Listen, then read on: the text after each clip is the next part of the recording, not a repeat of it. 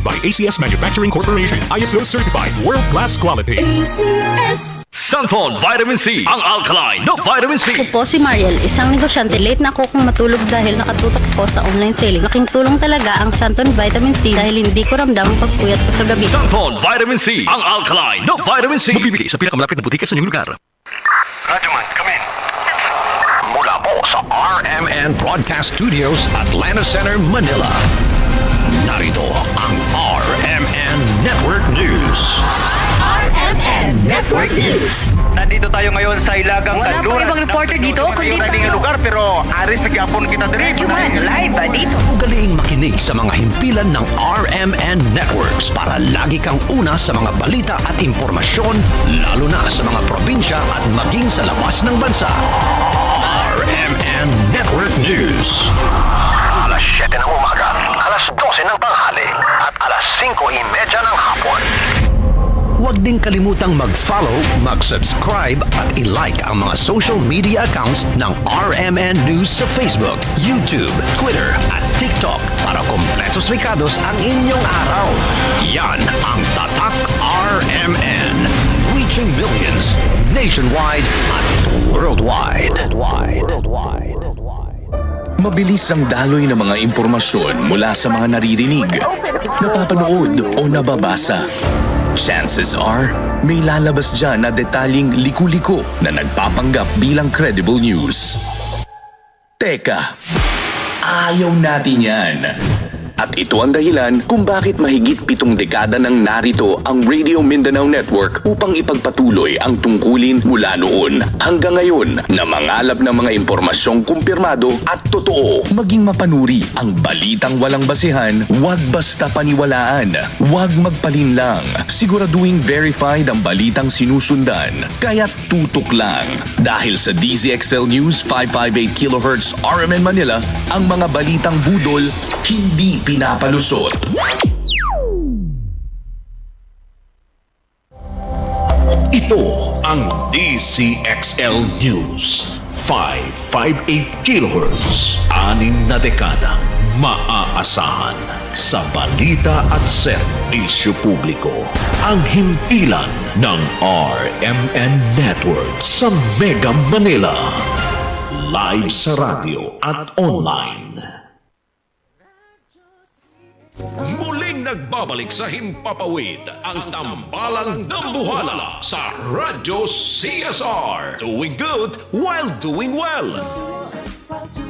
Radyo CSR. Tuwing Sabado alas 8 hanggang alas 9 ng umaga. Dito lang sa DZXL 558 kHz.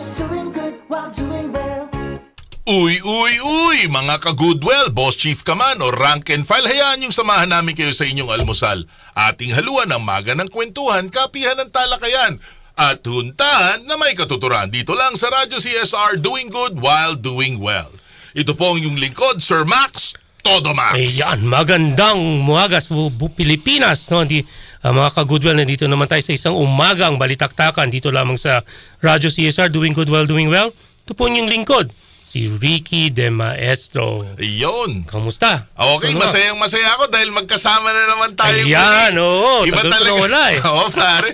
Grabe si Ricky, miss na kita. Talagang ako ituwang-tuwa at nakarating ka at nakadalo ka sa ating pagtatanghal ngayong araw na to. Kasi ang tagalo na sideline nitong aking kapartner. Itong Katambalang Dambuhala ko. Kaya ilang linggo, dambuhala lang ako. Wala katambalan. Oo nga. Pero okay na. Oh, okay na. Good. So, Ayan ang isa sa ating pinakamagandang balitang Todo Max. Yan. At ang ating Sir Roderick De Castro the Maestro ay back in the saddle. Alright. Okay. Ano pa mga ibang balitang Todo Max mo? Naalala mo, nagkaroon tayo ng call for last help, week, no? yung Angat Bayanihan. Ayun, ang una nag-respond, siyempre, yung partner natin, no? Sino yan? Buwitis Power Corporation. Ayos. And through its, meron ng geothermal arm, yung AR Renewables, diba? Na-interview natin yun, no? APRI. And in partnership with the Buwitis Foundation, nag-donate sila ng relief goods for 5,300 individuals. Dami ayos ha. Thank you. Shout out sa inyo dyan ha, Jingay. Mr. Suwi, salamat sa pagtutugon sa ating panawagan last week sa ating Angat Bayanihan kontra versus Christine. Yun. Hindi Oo. si Christine Hermosa, Typhoon Christine po yung pinaglaanohan Ganda natin. pa namang pangalan na yun. Oo, maliban dyan, hindi lang dyan nagtatapos ang balita Todo meron Max pa. natin mula sa Aboitiz Group, Aboitiz Power. Alam niyo po ba na kamakailan lamang ay naibaba nila ang presyo ng kuryente sa kanilang franchise area. So sa VECO po, sa Visayan Electric Corporation, mga halos 2 piso po ang kanilang ibinaba, at doon naman sa Davao Light, piso. So maraming salamat, malaking tulong malaki po yun. yun, ha? Kung susumahin nyo, pagka pinagsama-sama nyo, malaki rin, pambili na rin ng Jollibee yan. Yan. Yan, Jollibee Group Foundation. Ngayon po, mag-a-announce kami kung sino po yung mga nag-like, share at follow, nag-tag para doon sa ating Radyo CSR Facebook page. So mantabay lang po kayo, pa-announce natin ho yan mamaya, no? Tapos, naku, may balita rin tayo sa ating Coast Guard. Ano ba yan, Sir Ricky? Ito, in relation sa magiging guest natin for today, no? Oo. The Australian government, nag-donate sila ng very high frequency-based radios to the Philippine Coast Guard, no? Okay. Kasi meron tayong strategic partnership with them, di ba? Alright. Yung maganda dito, yung mga Coast Guard sa Palawan area, yung Agutaya, yung malalayo, no? They'll be able to respond immediately to some maritime incidents just in case. So, Alright. no, ang laking tulong na naman ng Australian government sa atin. Oo, nako, salamat at laking tulong niya, no? Lalo na dun sa mga pag-coastal defense din natin at coastal monitoring, di ba? Yes, Lalo na dyan sa may West Philippine Sea. Pilipinas atin to. Yan. Okay, so tapos mga ka-goodwill, no? Alam nyo naman tayo dito sa Radyo CSR. Nothing beats doing good while having fun. Yan. Kaya po sinusuportahan po natin ang golf tournament na mga nakalinya. Alam nyo naman, favorite sport namin ni Sir Ricky ang golf. Alright. So meron po tayong nalalapit na first ever, the Medical City Philippine Foundation for Health and Development Annual Golf Tournament. Ang title po, Forward to Health and Wellness 2024. Gaganapin po ito Wednesday, November 27, 2024 sa Forest Hills. Alam mo ba kung anong mga grand prizes nila? Ano yan? O syempre, Medical City yan. Pwede ho kayong manalo sa raffle ng 75,000 pesos worth of medical services. Pwede na ho kayo magpa-executive check-up. May sobra pa. Kahit buong mag-anak na ho kayo mag-executive check-up. Pwede ho, kaya mapakaganda ho ng kanilang pakete dito sa golf tournament na to. No? Isa na ho to sa pinakasulit. So ang golf fee lang ho nito, 6,000 for non-member and 5,000 for members. Nakapaloob na po doon yung donation nyo, cart, may show na, ang dami ho, sulit na sulit to. At yun na nga, pwede pa kayo manalo kanilang grand prize na 75,000 pesos. Wow. So yan po Forward to Health and Wellness 2024. Tingnan nyo lang po ang ating poster at mangyari lang po na mag-register na kayo, no? The early, baka mapuno, hindi kayo makalaro, kayo rin, sayang po ito. At saka maganda hong network to at marami kayo makikilala doon mga doktor, medical professionals sa industry. At saka ang pinagtutunguhan po ng pondong malilikom ay para ho sa pagsasaliksik kung papaanong mas makagaganda ang ating healthcare. So wala hong tapon kasi matutulungan tayo dito para sa ating kalusugan. So iyan po first ever Medical City Golf Tournament, Forward to Health and Wellness 2024, November 27, Forest Hills. Ayan. Okay. Daming ganap. Daming ganap. Oo, at saka syempre yung undas, nako, yung mga dyan, sana naman nakabalik na ho kayo o kung babalik ho kayo ngayong araw na to, sana wag kayong ma-stress sa traffic, ingat lang ho sa biyahe. Ngayong mga nagda-drive, makinig lang ho kayo dito sa ating Radyo CSR. Marami ho kayo matututunan dito. At maganda rin yung ating magiging talakayan sa second segment dahil nga pag-uusapan po natin yung Covenant for Shared Prosperity.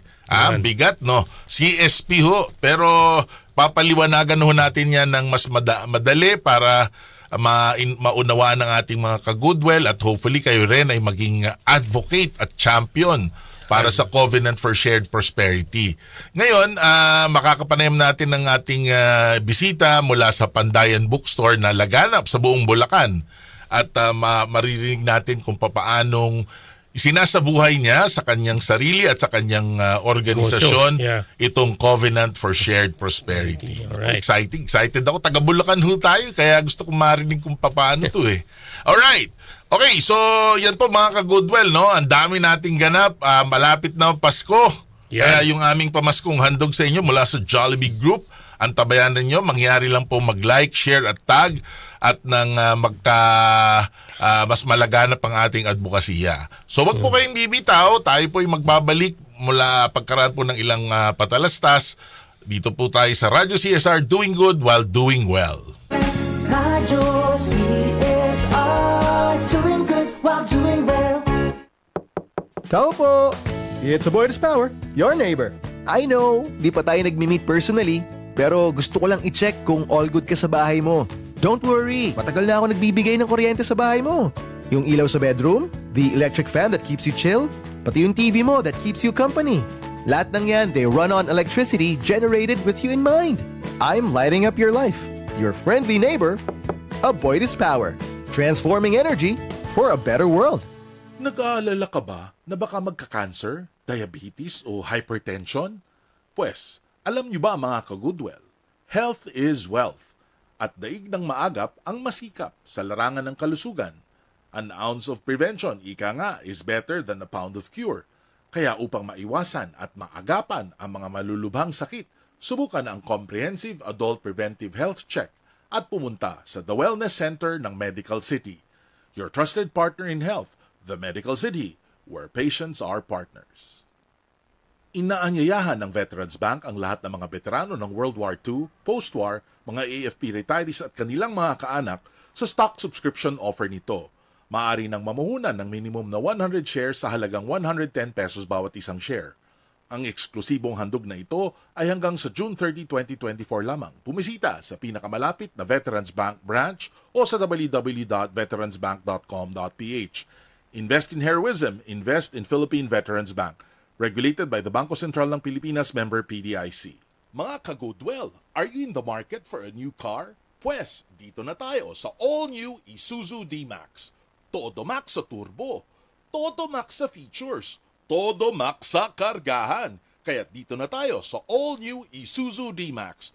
Check it out with your nearest Isuzu dealer for more details. Radyo CSR. Radyo CSR, doing good while doing well. Alright, muli nagbabalik ang Radyo CSR, doing good while doing well. Ang oras po natin, 8:06, hatid sa inyo ng aming mga partners, Aboy Tees Power, The Medical City, Isuzu D-Max, ang official mobility carrier ng ating Radyo CSR on the go, at ng Veterans Bank. And speaking of Veterans Bank, extended po ang kanilang promo for stock subscription. So mangyari lang po pumunta sa pinakamalapit na Veterans Bank branch. Alright, Sir Ricky, pakilala mo ng ating bisita from Down Under. All right, so to talk about yung Australia-Philippines Development Partnership Plan, no, we are blessed and honored with the presence of the Deputy Ambassador of the Australian Embassy here in the Philippines. Let's welcome everyone, Dr. Moya Collett. Good morning, Dr. Moya, welcome. Good morning. Thank you so much for having me here today. Yes, and thank you for taking the time. And we're really honored to have you here in the show. Here in the station. Yes, yes. So, Ambassador Moya, perhaps you can give a brief introduction on the Australian Embassy, and then what are your key programs that perhaps you would like the public to know? Sure. Well, I'm very pleased to be here today to talk about our development partnership plan. There are two key things that you should know about this plan in the first instance that I really want to emphasize. The first is that we are a long-standing partner of the Philippines. Our partnership with the Philippines is enduring. In fact, we have over 75 years, almost 85 years now of partnership with the Philippines. And for 50 of those, we have been doing development cooperation. Mm-hmm. And this new plan sets the path for how we want to do that over the next 5 years. So again, you can see a long-term plan for our cooperation here. The second thing that I want to emphasize is that this is all about locally led development. So everything we do, we want to do very much in partnership with the Philippine government and with Filipinos. And so this partnership plan has been developed in very deep consultation with NEDA in particular, but actually with over 85 organizations. Wow. And we did those. It's a lot. It's a lot of Yeah. conversations, many conversations with many organizations over about a year to make sure that we could develop a plan that was absolutely in line with what the Philippines wants to achieve. Wow. My goodness, 80 85. years. I can just imagine. I think that's one partner per year. Yeah. 85, right? So I think that no, but that's really I can just imagine the kind of effort put into doing all those consultations, no. And ito po yung maganda dito, mga ka-Goodwell, no. Ang ginawa po ng government ng Australia, hindi lang ho basta sila nagbigay ng plano, ito gusto namin mangyari, o ayan, gawin nyo yan. Hindi po. Sumangguni po sila sa 85 organisasyon at government agencies para malaman ano bang kailangan, ano ba yung pwede kami tumulong.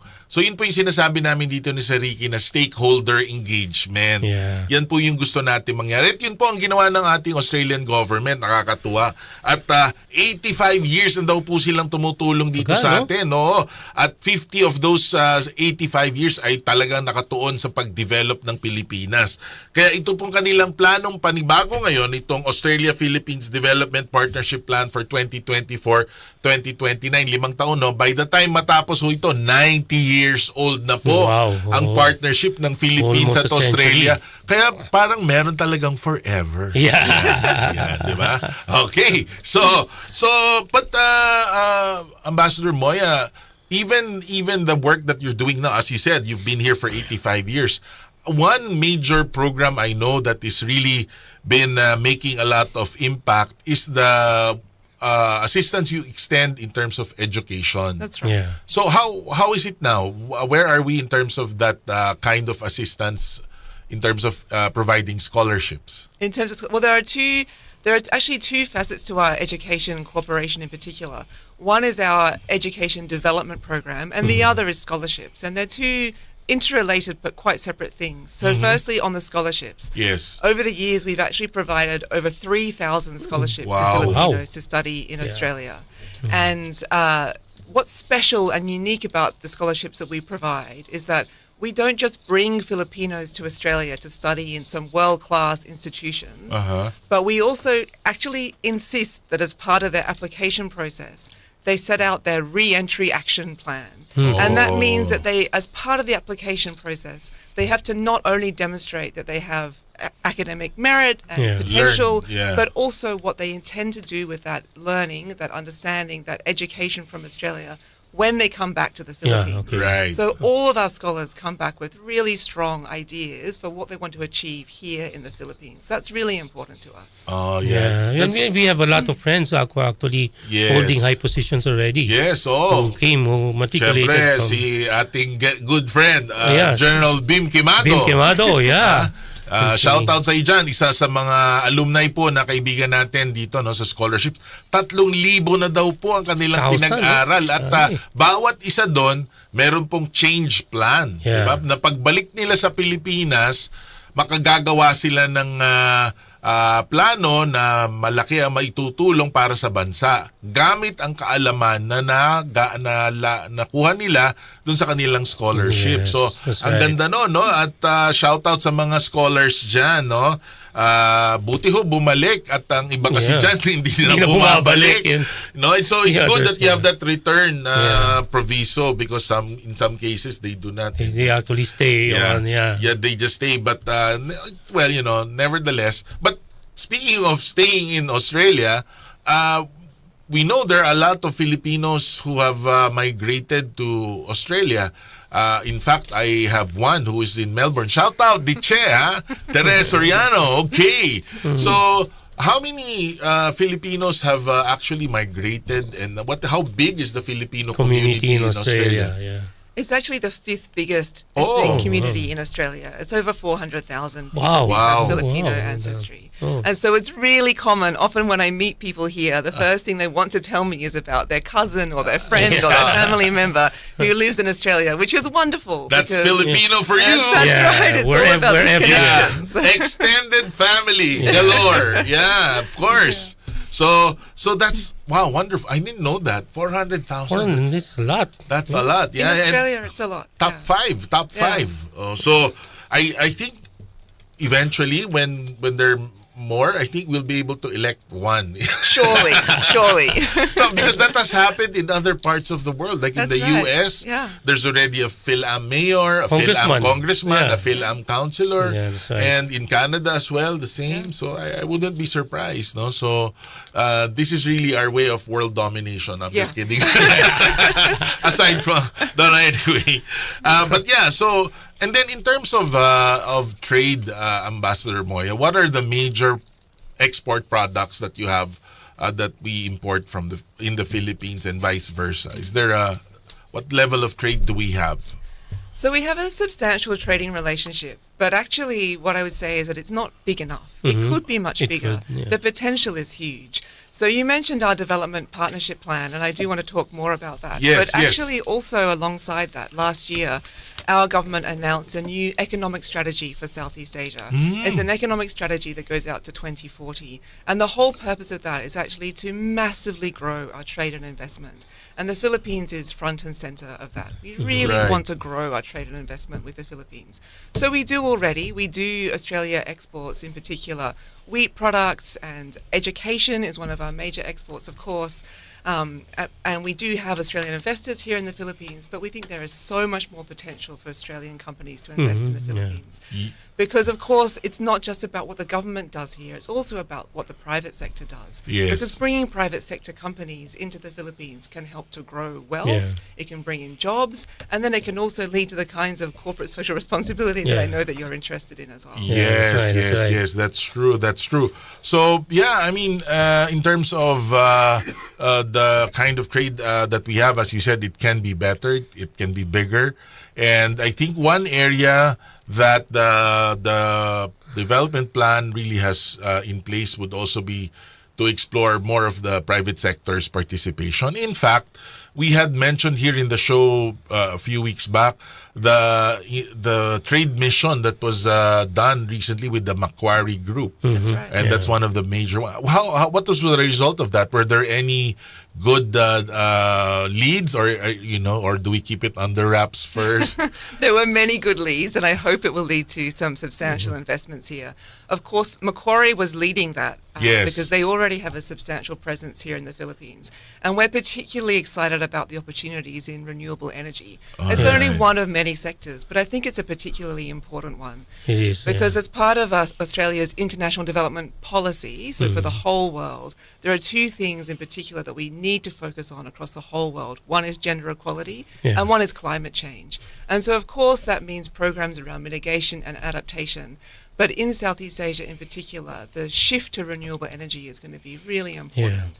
And we can assist with that as a government, but it really is going to require a lot of investment from the private sector. The transition. Yeah. You know, one of our partners, Aboitiz Power, is leading the charge, for renewable energy. In fact, they have created a number of solar plants already, solar power plants, and that's why we're also quite happy with that. And of course, it's really a challenge because we're mainly coal, right? So it's really hard to shift. 70% coal. Yeah. But hopefully we really, with your help, the Australian government's help, their technical expertise, we can really move towards renewable energy. Mga ka-Goodwell, ang tinutulak pong isa ng ating mga kaibigan mula sa Australia ay ang paggamit ng makakalikasang sources of energy, na pagkukunan ng enerhiya natin. So nandyan po ang renewable. At and they're actually leading globally in terms of transitioning from fossil fuel-based electricity to renewable energy. So the Australians, they're really the authority, so we seek their guidance. Just recently, also, Ambassador, we actually had the representatives from the UK embassy, and they were actually saying to us that they have already shifted away from coal. I think they're I think the first one, major G7, that has really gone all clean, all renewable. So that's salute. And then hopefully we were also saying that perhaps we can learn a thing or two. And definitely with the experience also of Australia. So, marami po mga bansang tumutulong sa atin dito sa hindi birong gawain na makapag-shift po tayo sa renewable energy. At yan nga po, bahagi ng kanilang pagtulong yan para sa pag-address ng isa sa major problem natin, ito nga pong climate change. So yan po, at syempre tinututukan din nila yung sa gender inequality, mga kababaihan, mga para sa GETC, para gender equality, disability, and social inclusion. Ayan. It's something that's big nowadays. Yan po. Pakinggan niyo po si Maestro, ha? Alam niyo lahat yung mga acronym na yan. Speaking of climate change, do you know that part also of the development plan is to help in resiliency? Oo. They actually went to the ground to find out what is really needed. It's not felt need, it's a real need. Yes. So the ambassador, I guess, actually went to the ground. I heard somewhere in Butuan. Oh, yeah. Diba? Shout out to Ambassador SKU, right? Yeah. So, okay. So, mga ka-Goodwill, ang daming talagang maganda ditong nangyayari sa ating partnership sa ating kapitbahay sa ibaba. Ang tawag nga nila, from down under. Doon sa baba natin. At nakakatuwa itong kanilang ginagawa na plano na hindi lang basta-basta nanggaling sa kanila, kundi sumangguni sila lalong-lalo na sa NEDA. In fact, nung nag-launch po sila nito kamakailan, andun po ang kinatawan ng NEDA together with the ambassador na talagang nagpaliwanag sa press. At dun ko po nalaman, nagulat ako. Sino makahuhula kung gaano kalaki ang tinutulong ng Australia taon-taon? Meron bang nag-guess sa inyo dyan? Billions billions, hindi millions lang. 100 millions, hindi lang 100 millions ito, billions po ito. Ang naitutulong po nila sa atin taon-taon ay 4.6 billion pesos. So iba ho yun, at isa iba-ibang level ho yun. Kaya magandang itong ugnayan at partnership natin. At yun nga, ang maganda na isang guni nila ito. So hopefully talagang tumbok nila yung problema at yung tumbok nila yung tutulong Sir nila. Max, we're actually the 5th largest bilateral program that they have globally. Sa dami ng bansa, di ba? We're number 5. Hindi kasi 5th din tayo sa dami na Hindi, biro lang ho yun. Talagang, at saka maganda ang nakakatuwa rin dito. And Ambassador, this is maybe you can touch a little bit. As you said, there is this Southeast Asia overall strategy plan that brings you to 2040. And all practically, I think Philippines would also play a big role in this plan given our strategic location. Yeah. So, is there a sort of summit or an agreement between the Southeast Asian countries under this development plan as well, similar to what you've done? Are you approaching it in the same way with the other countries? Yeah, we will do development partnership plans. We will do with all of our development partners. All right. So we've already launched our development partnership plans with Papua New Guinea and with Indonesia, and the Philippines was the third one to be launched. Okay. But it's our approach worldwide is to have this true partnership approach and develop these plans in partnership with the local government. All right, that's a really refreshing take and approach from what we have been used to, especially during the time of Ricky. It was all unilateral. I just had my 40th birthday. I begins at 40. Commemorating it for 15 years. Happy birthday. Kaka-birthday lang po ni Sir Ricky De Castro. And birthday ni Sir Max tomorrow. Bukas naman po ako. Kami po yung mga Scorpio Knights. Mga Scorpio boys. Ayan. So, in terms of the cultural, because we're also an advocate for culture, in fact, one of our scholars, I work with the Museum Foundation Philippines, and we actually have a scholar who recently graduated from the University of Melbourne for conservation work. Yeah. Yeah. So in terms of that exchange in the cultural aspect, is there anything that you would like for us to know in this regard, this aspect in cultural exchanges and all? Well, the cultural exchange is really about the links between our people. So when you were mentioning before the Filipino community in Australia, that's where those cultural exchanges really happen. And of course in creative industries as well, there's so much potential. I know that there are Australian filmmakers partners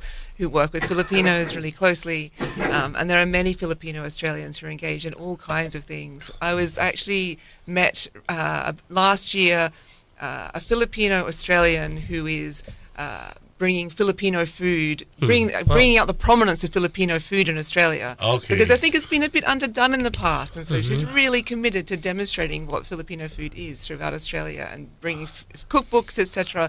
There's lots of opportunities, and I think that is really important because that's how we develop closer relations between our countries. Is really when our people work together and understand each other better. Right. Because all of this is really, as you say, it's not unilateral. It's about working together, and it's because we see ourselves. Australia is in the same region as the Philippines. We have a shared region. Therefore, we have a shared interest in the prosperity, the stability, the resilience, the peacefulness of the region that we live in. And so we need to work on these objectives together. Right. So I'm sure, Ambassador, you've tasted some Filipino dishes, course, right? Okay. No, but maybe you can share to that Australian Filipino chef that if and when he needs a proof that Filipino food is good, he can call on us. As you can see, we are a very best tasters of food. We know our Filipino food.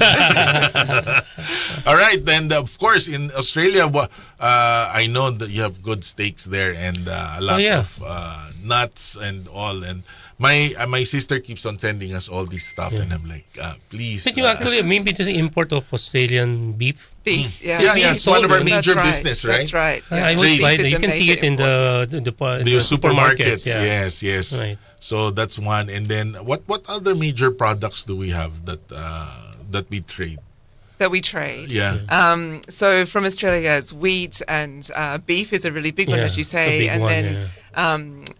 In the other direction, it's actually been really exciting because just recently, Filipino mangoes have started to come into Australia, which is wonderful because Filipino mangoes are delicious. Oh yes, nothing beats. Nothing beats. Gimaras mangoes, right? But that's good. As in the actual fruit? Or? The actual fruit. Oh, the actual fruit. Yeah. Oh, I should tell that to my sister. Yeah. She keeps on asking me to send her dried mangoes because at that time they could not come in, right? Yeah, that's right. So it's quite a new thing, and it's great in Australia because we have an off season. In the winter, you can't get mangoes in Australia. Right. And so then it's the perfect time to bring Filipino mangoes in.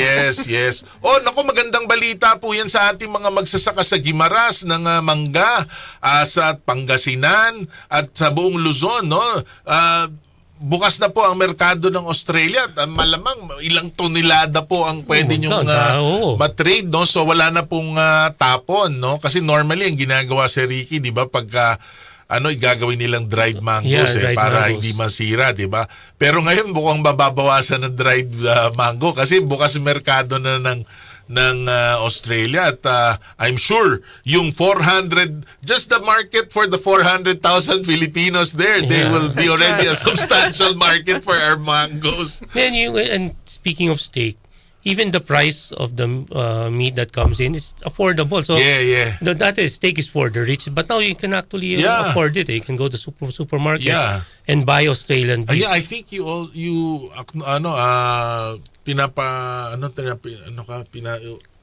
you avail of the only steak. Only steak. That has blossomed already. Several establishments offer us only steak. So some of which are from Australia. So it's really good. And by the way, one of which is I think our partner also, Tao Foods. No? Oh yeah. They have masasarap po ang restaurant ng Tao Foods. Puntahan nyo sa One World Deli, The Butcher, at saka sa Pardon My French. Naku, ang sasarap ng food nila dyan at ng steak na sa pagkakaalam ko galing ng Australia. Right. Okay, so Ambassador, really, we're really very grateful for all the help and assistance your country has extended to the Philippines, and we're really looking forward to more relationships, no, that they're showing yung radios that were important donated. So do you have any other important message you would like for our public to learn, or is there any forthcoming event that would be good to attend or know about? Yeah, so just coming back to the Development Partnership Plan, I would like to let your listeners know about the 3 pillars that we have in our plan. Sure. Because we have 3 areas that we're really interested in working with the Philippines on, and that's stability, economic prosperity, and resilience. So stability is really about, it's the underlying factors that support development. So for a long time, we've worked in Muslim Mindanao, for example, on peace building, and then increasingly we're looking to work on civil maritime cooperation. You showed the picture just then of the cooperation with the Coast Guard, which is really important. Yes. And that's all about supporting stability. And then in the economic pillar, we want to support inclusive economic growth. And that is about the private sector, as you say. It's also about education. We really want to make sure that Filipinos have the skills they need to be meaningful participants in the workforce. It's about investing in women to ensure that women are also participating meaningfully in the workforce, which adds a huge amount to your economy. Yes. And then in the third pillar, resilience, that's really about climate change, social protection, and disaster resilience. Of course, over the past couple of weeks, we've seen an example of what can happen in the Philippines. Disasters. So we have Australia is a big humanitarian player here, and during the flooding last week, we released $327,000 worth of supplies through the Red Cross and through the UNFPA. But of course, we don't just want to respond after a disaster. We want to make sure that we're building resilience before that happens. So that's going to be a really important part of our programming as well. Wow. Well, you know, you really... It took all of 1 year to get this plan together. We only have an hour to go over, less than an hour to go over it. So definitely we'd love to have you back to talk about the 3 pillars individually, perhaps your programs under stability, your programs for resilience, which is very, very needed. And of course, on economic prosperity, where you're advocating for inclusive economic growth. And I think it would be a good idea to partner with our next guest, no? They're the ones advocating for a covenant for shared prosperity. So I think there's an avenue to partner and collaborate, and ganyan po tayo dito sa Radyo CSR, platform for partnership and goodwill. So collaboration, hopefully meron po mangyari sa tambalan din, no, mula sa CSP at saka itong dito sa ating mga kaibigan mula sa Embassy ng Australia. So maraming salamat muli, Dr. Moya Colette, Deputy Ambassador, Australian Embassy to the Philippines. It was really an honor to have you here. More power to you and your endeavors, and please extend our regards to Ambassador Yu. I will. I'd love to come back. Maraming salamat po. There you go. All right. So, ayan, babalik po si Dr. Moya dito. Sinabi na niya, at para talakayin natin yung ibang aspeto ng kanilang Australia-Philippines Development Partnership Plan 2024 to 2029.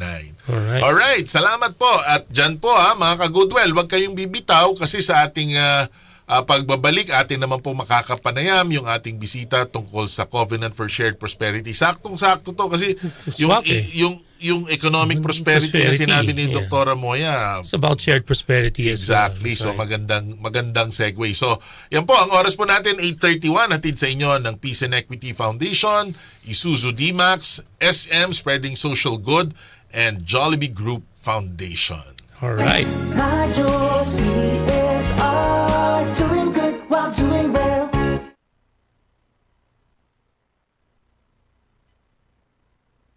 Mga ka-goodwill, alam niyo bang kasama na rin natin ngayon sa Radyo CSR ang Jollibee Group Foundation? Sila ang social development arm ng Jollibee Group na kinabibilangan ng mga paborito nating Jollibee, Chowking, Mang Inasal, Red Ribbon, Burger King at marami pang iba. Simula 2004 ay nagsasagawa na ang Jollibee Group Foundation ng iba't ibang programang tumutulong sa mga pamilyang Pilipino na magkaroon ng sapat at masustansyang pagkain at mas magandang pamumuhay.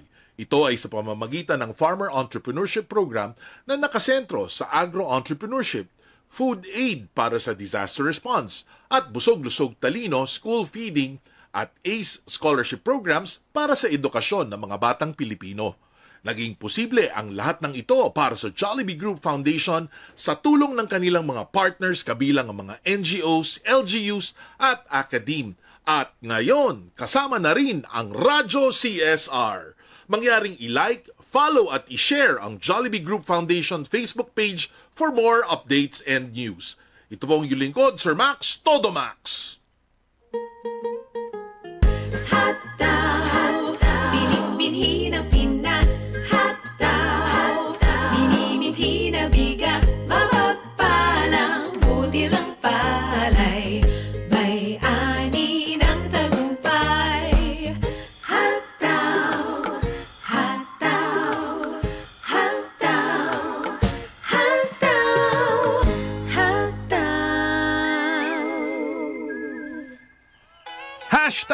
#Spreading Social Good. Mga ka-goodwell, alam nyo ba na katuwang ng Radyo CSR ang SM Foundation in doing good while doing well sa pamamagitan ng kanilang mga programang tulad ng College at Tech Vox Scholarships, Disaster Response at programang pangkalusugan na papalaganap nila kabutihang dulot nito sa mas maraming Pilipino. Inaanyayahan namin kayong samahan ang SM Foundation in #Spreading Social Good. Follow at SM Foundation Inc. on Facebook, Instagram, Twitter, and YouTube to know more about their social good stories. Read and download the latest issue of SM Foundation Social Good Report. Radyo CSR, the official broadcast media and advocacy partner of the League of Corporate Foundations, PANA Foundation, and Philstar Media Group. Radyo CSR, doing good while doing well.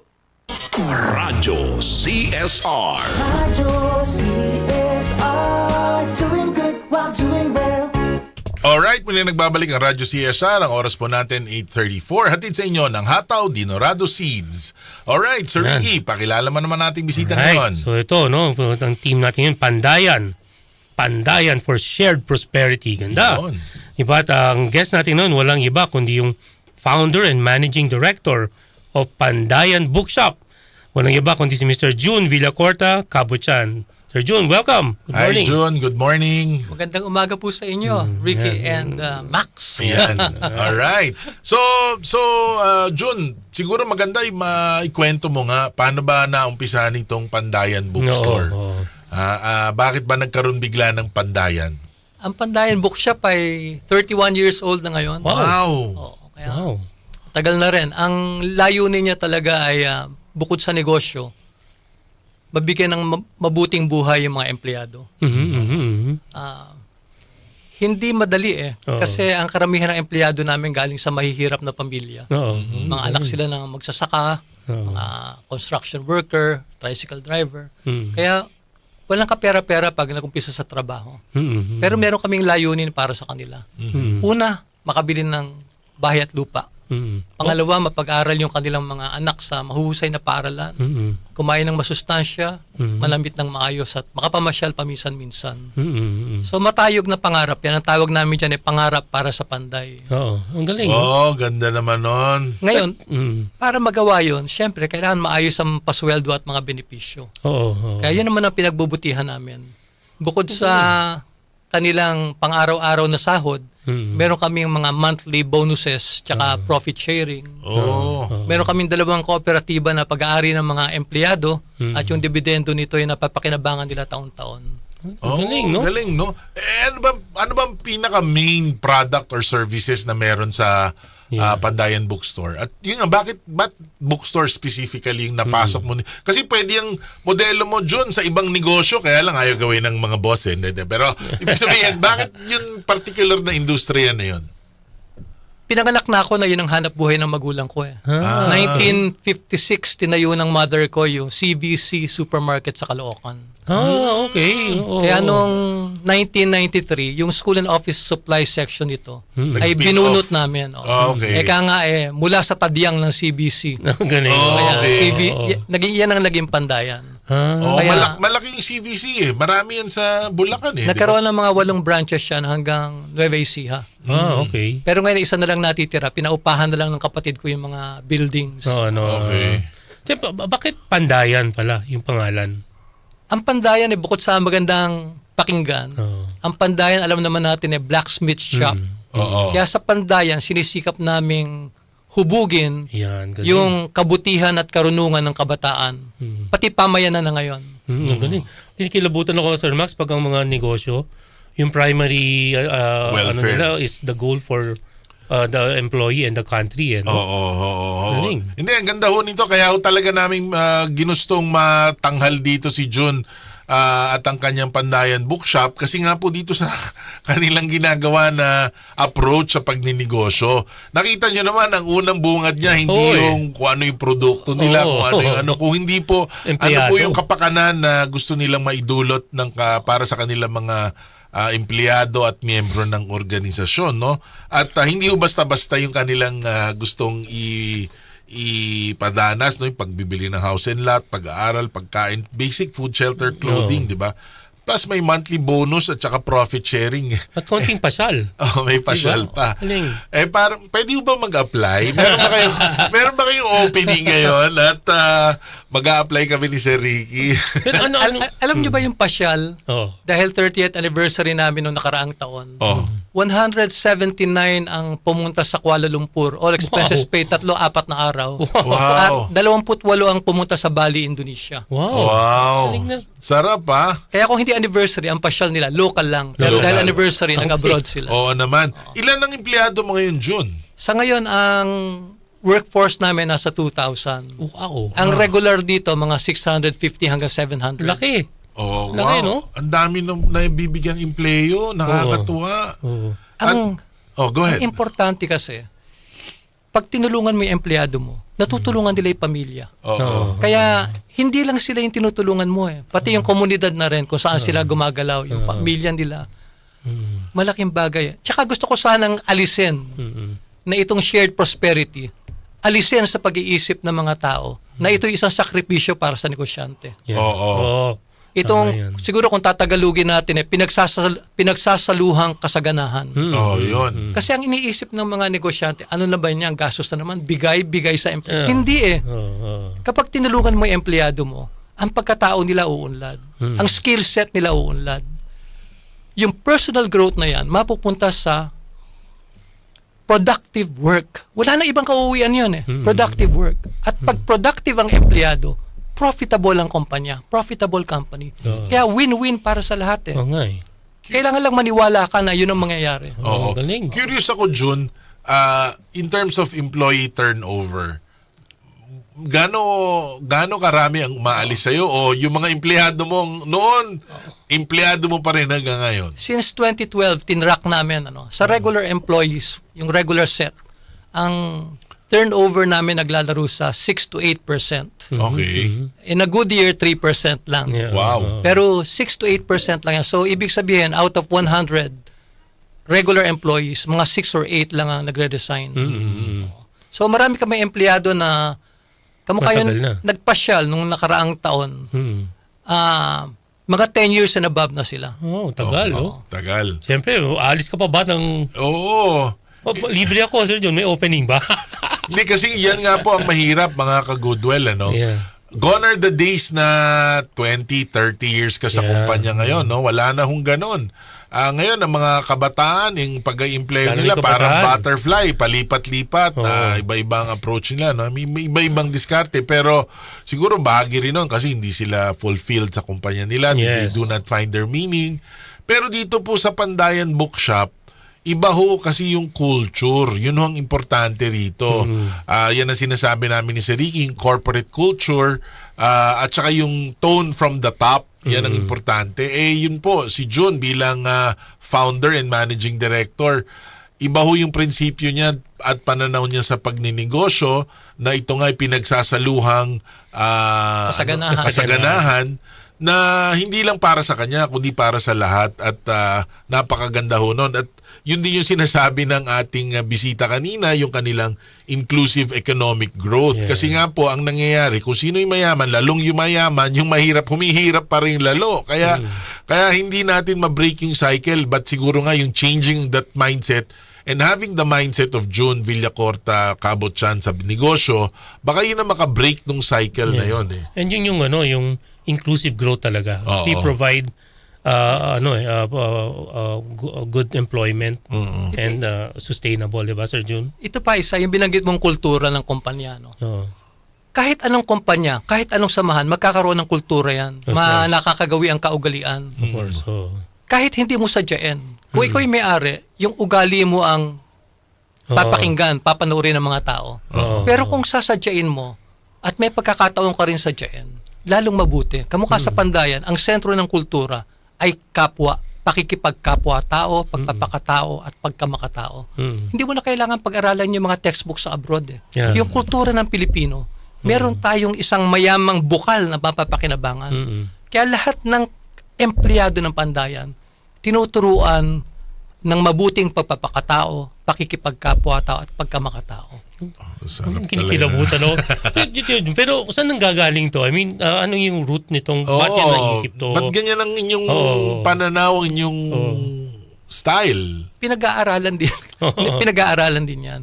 Nung bata pa ako, nung tinanong ko ano gusto kong gawin sa buhay ko, sinabi ko lang na gusto kong gawing maligaya yung ibang tao. Ngayon, paano mong gagawin yon? Lalo na kung ikaw yung nasa negosyo. Kailangan bumuo ka ng isang samahan na magtutulungan kayo, magbabayanihan kayo, may malasakit sa isa't isa. At makakatulog kayo sa gabi na hindi nyo inaalala na magnanakawan kayo o magsisiraan kayo. Isang magandang samahan. At yung ugat ng samahan na yan, malao natuklasan ko na pwedeng ibatay sa kapwa. Na pinag-aralan isang professor sa UP, si Virgilio Enriquez. Yes, si Prof. Enriquez. Research na yan. Kasi napasin niya na yung mga dalubhasang dayuhan, minamaliit na ugaling Pilipino. Halimbawa, yung bahala na. Iniisip nila na yung bahala na. Yung mga Pilipino hindi marunong mag-isip, sugod na sugod lang.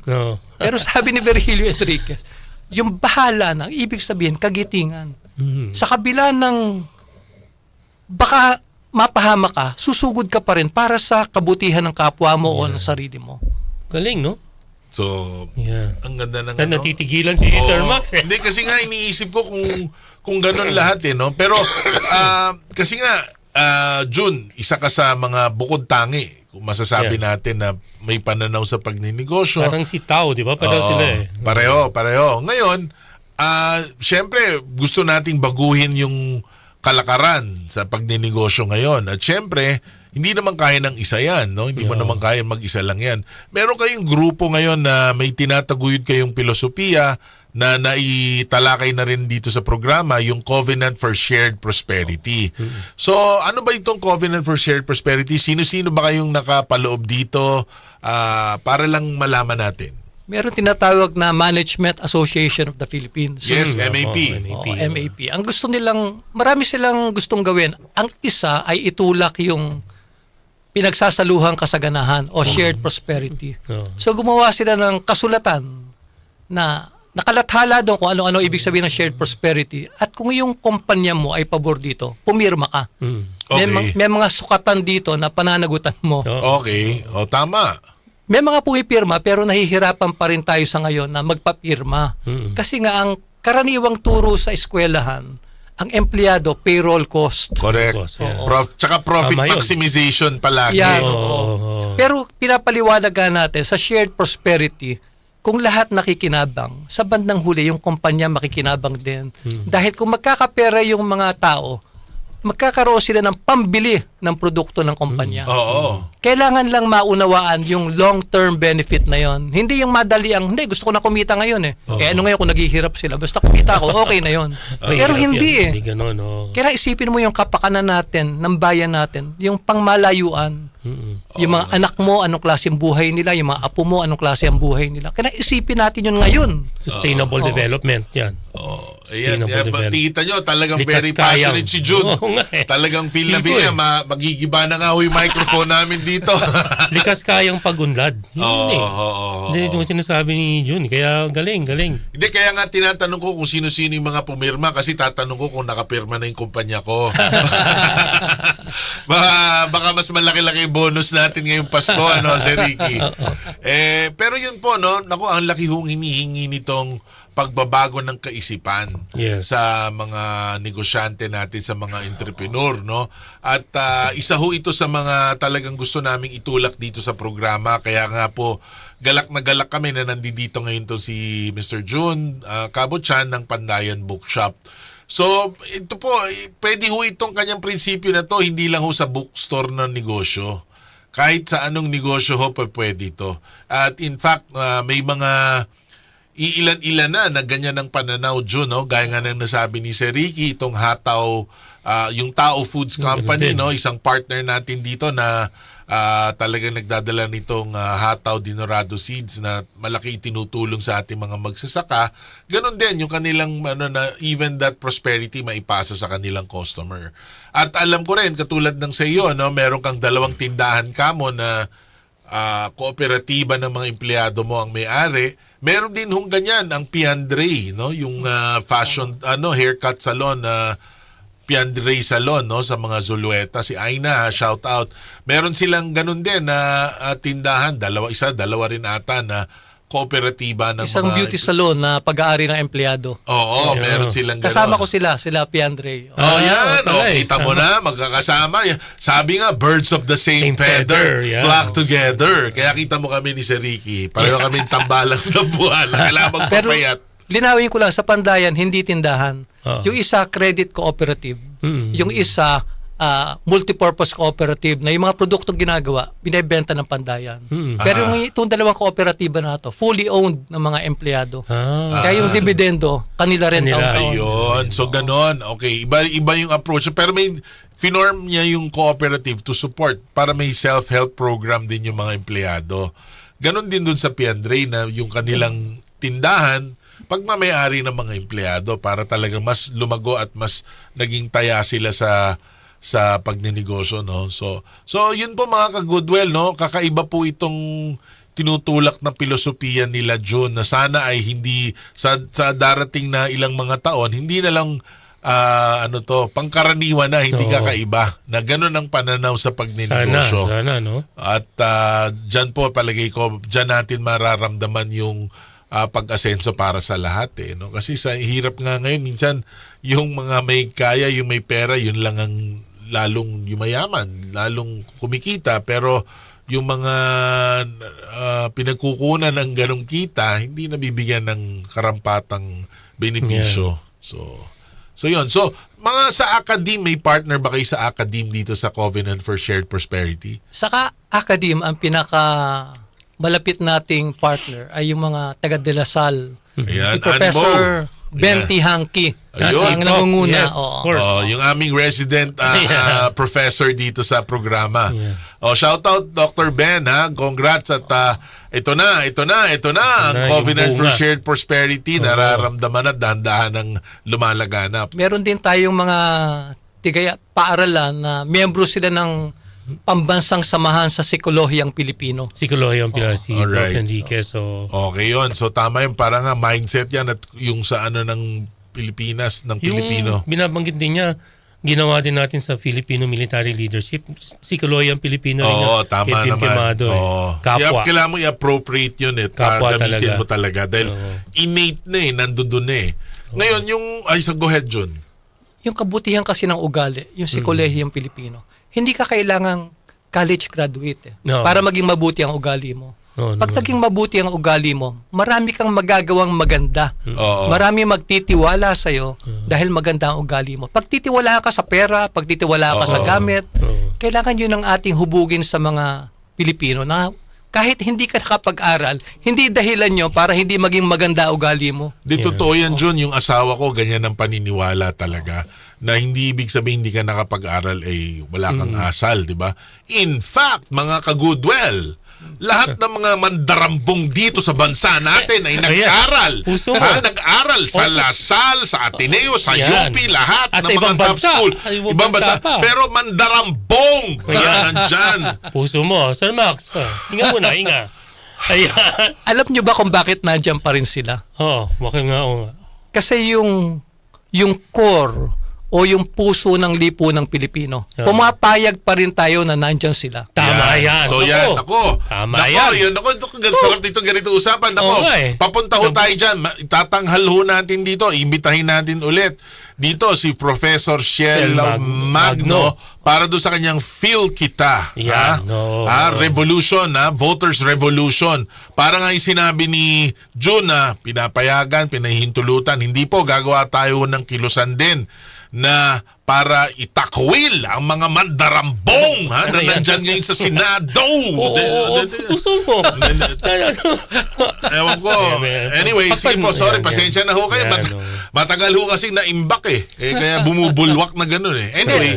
Tama lang na magalit tayo. Tama lang. Dahil napakalaking kawalangyaan at paghihirap ang ginagawa sa ating lipunan. Hindi, tsaka yan nga po. Speaking of Covenant for Shared Prosperity, yung prosperity natin hindi ma-share kasi nga kinukurakot.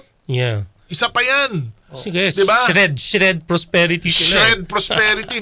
hindi ho, sa totoo lang. Kaya nga Totoo ho, yun. dapat meron ho tayong ilulunsad dito sa Radyo CSR, yung boto na bayan advocacy namin. Kaya ho, dapat maging mapanuri tayo sa paghahalal na kung sino man ang ihahalal natin. Dapat naniniwala sa prinsipyo ng Covenant for Shared Prosperity. Kasi kung naniniwala siya doon, hindi niya maiisip mangurakot. Diba? Tama. Diba, June? Hindi mo maiisip mga rakot kung ikaw ay naniniwala sa Covenant for Shared Prosperity. Gusto ko lang pabatid sa inyo na nagtrabaho ako sa gobyerno. Naging special assistant to the chairman ako ng Commission on Audit. Nako, bigat Noong 1986, ako yung gumagawa ng mga press release tungkol sa kung ano nangyari sa pera ng bansa. Pagkaraan nung COA experience ko, sinama naman ako ng aking principal sa Senado. Naging secretary ako sa Senate Blue Ribbon Committee. Bibigat Puro pala, no? katiwalian din ang aming pinag-aaralan. No? Napakaraming kabalastugan sa gobyerno natin. Kaya alam mo, no? Na dapat itigil na. Hindi lang yung malalaki. Pati yung mga nasa ibaba, nahahawa dun sa malalaki. Of course. Kaya yung kasiraan ng ating gobyerno, mula taas hanggang baba. Tone from the top talaga, June. Kaya, nako, kailangan talaga bumalik dito to si June at isama yung ibang mga maganda to June. Siguro maliban sa yung mga grupo mo katulad nga nung Piandre, yung mga ibang grupo na naniniwala at sinisikap na maipatupad itong Covenant for Shared Prosperity. Maganda siguro maimbitahan pabalik para makita ng mga kababayan natin, mga ka-goodwill, na marami kayo rin sa hanay ninyo na nagsisikap na mas maipadama ang kaginhawaan sa ating mga kababayan. Yung shared prosperity ng MAP, mahusay yan sa pagpapaliwanag kung anong dapat gawin. Pero may mga kasamahan tayo na ang tawag namin sa grupo namin, Diwa Kapwa Advocates. Bukod sa Piandre, nandiyan na Mary Grace Cafe. Siguro nakakain kayo dyan. Pati yung Globe, nandiyan. Na pinapakita nila sa pang-araw-araw na buhay ng kumpanya kung paano ginagawa itong shared prosperity. Hindi lang teorya, practice talaga. Practical talaga dapat yun. Action. Kasi yun ang mahirap. Minsan, stokis lang. Wala naman nangyayari. Nakakadyan ako naiinis mga conference na ngayon, after that, wala, talkies lang. Diba? At least ito talagang concrete at gumagalaw. At ang alam ko, isa pa natin dapat maimbitahan dito pabalik sa Ricky, si Peter Perfecto. Yes. Or yung kinatawan nung sa Lasal na center na tinayo ng FINMA na Business for Force for Good. Yun ang philosophy. So baka dun, partner malamang yun kasi nasa Lasal din yun yung parang magtulak nitong Covenant for Shared Prosperity. Na-excite naman ako. Sana sumabay po itong Covenant for Shared Prosperity sa panibagong mga hanay ng mga public servants na naniniwala dito sa Covenant for Shared Prosperity. Hindi sa Covenant for Shared Prosperity. Shredded prosperity.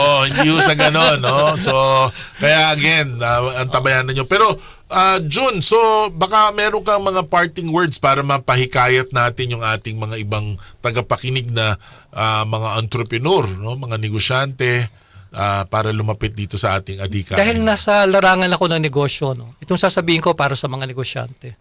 Nung araw, may mga kakilala ko o kaibigan na pinipilit ko kumbinsihin sila. Pero ang sabi nila sa akin, John, tigilan muna kami dahil kami nagbibigay naman ng minimum wage. Kung ano yung binibigay ng batas, binibigay namin. Okay na sa amin yun.